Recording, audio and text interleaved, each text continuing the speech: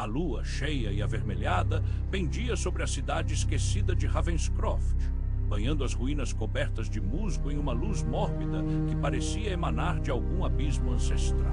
As sombras dançavam entre os prédios, como se fossem espectros brincando com algo que havia permanecido selado por muito tempo. Um sussurro frio atravessava as ruas desertas, uma brisa que carregava com ela um cheiro de terra úmida e algo mais, uma presença incompreensível, quase magnética, que fazia a pele arrepiar e o coração palpitar de um jeito inquietante. Tudo ali parecia ecoar um passado oculto, um segredo que havia sido enterrado sob as camadas do tempo, murmúrios de um mundo que os humanos se esforçavam para ignorar.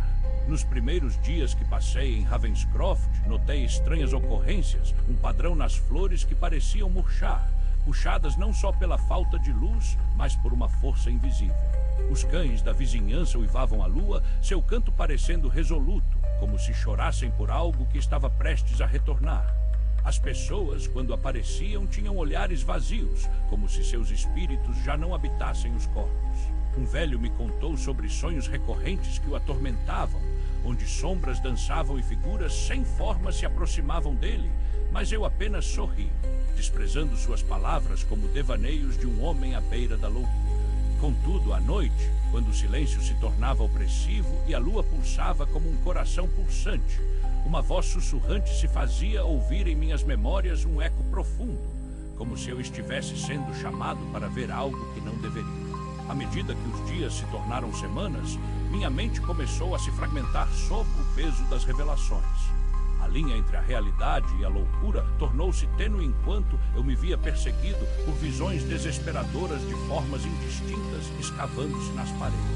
Meus sonhos eram invadidos por uma presença, algo que parecia conhecer cada pensamento, cada medo mais profundo. Eles estão se aproximando, sussurrava uma voz invisível ecoando dentro de mim. As paredes da minha casa pareciam se encerrar, comprimindo-me como se o próprio lugar se tornasse um organismo vivo, pulsando com um rítmico e desagradável desejo de me devorar. Eu não conseguia mais distinguir se o que imaginava era real ou se minha mente havia se revelado um labirinto de torturas, escorrendo em direção a uma insanidade irreversível enquanto o tempo fluía irreconhecível. Então, numa noite sem estrelas, o horizonte pareceu se distorcer e, com um estremecimento profundo, o céu se abriu como uma ferida, liberando uma fonte de luz indescritível, uma malignidade que dominou todo o espaço ao meu redor. Uma forma surgiu, não em qualquer dimensão que pudesse ser nomeada, mas em um esplendor grotesco e irremediavelmente belo, todo o cosmos girando em torno de si mesmo. O tempo parecia desacelerar, a realidade se torcia ao redor de mim, e percebi que cada tentativa de compreender a cena diante de mim era fútil. Essa coisa sabia o que eu buscava e riu de mim, uma risada que reverberou como um toque de dedos em ossos.